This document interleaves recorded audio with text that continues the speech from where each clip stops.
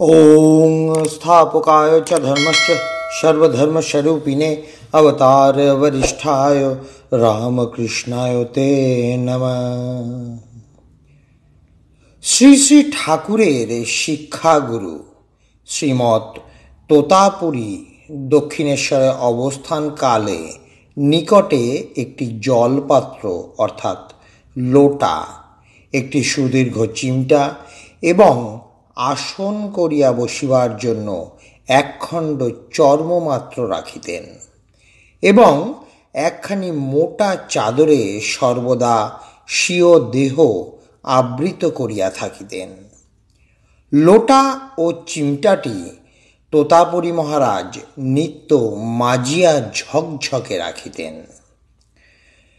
তোতাপুরী মহারাজের নিত্য ধ্যানানুষ্ঠান দেখিয়া ঠাকুর একদিন তাহাকে জিজ্ঞাসা করিয়াই বসিলেন, তোমার তো ব্রহ্মলাভ হয়েছে, সিদ্ধ হয়েছ, তবে কেন আবার নিত্য ধ্যানাভ্যাস করো? তোতাপুরী মহারাজ ইহাতে ধীরভাবে ঠাকুরের দিকে চাহিয়া অঙ্গুলি নির্দেশ করিয়া লোটাটি দেখাইয়া বলিলেন, কেমন উজ্জ্বল দেখেছ? আর যদি নিত্য না মাজি মলিন হয়ে যাবে না? মনও সেই রূপ জানবে। ধ্যানাভ্যাস করে মনকে ওই রূপে নিত্য না মেজে ঘষে রাখলে মলিন হয়ে পড়ে। তীক্ষ্ণ দৃষ্টিসম্পন্ন ঠাকুর গুরুর কথা মানিয়া লইয়া বলিলেন, কিন্তু যদি সোনার লোটা হয় তাহলে তো আর নিত্য না মাজলেও ময়লা ধরে না।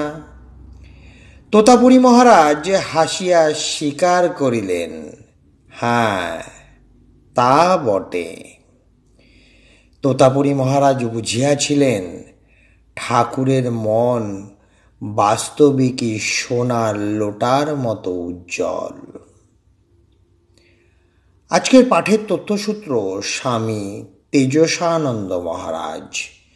জয় ঠাকুর রামকৃষ্ণ পরমহংসদেব, জয় ঠাকুর রামকৃষ্ণ পরমহংসদেব, জয় ঠাকুর রামকৃষ্ণ পরমহংসদেব।